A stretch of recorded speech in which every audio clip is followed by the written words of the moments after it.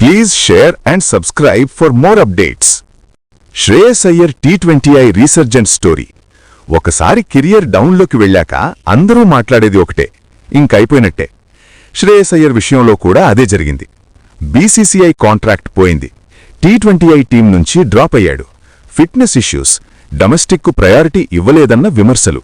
Clear message: international cricket ఆగదు, మీరు రెడీగా లేకపోతే మేము ఆగం.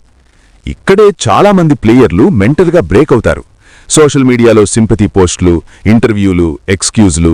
శ్రేయస్ చేసింది అది కాదు. IPL 2024 champion captain.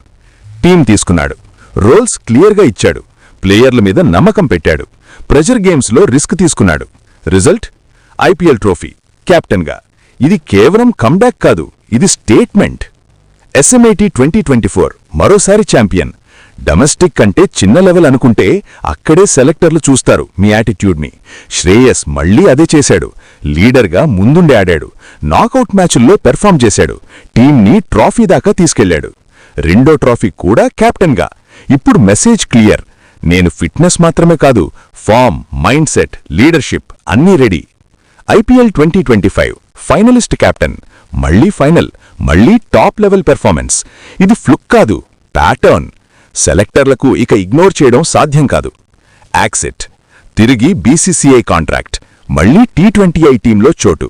ఇది సింపతి కోటా కాదు, ఇది సోషల్ మీడియా ప్రెజర్ వల్ల కాదు, ఇది pure result based selection. Drop అయిన తర్వాత డొమెస్టిక్ ఆడకపోయుంటే ఈ కమ్బ్యాక్ జరిగేదే కాదు.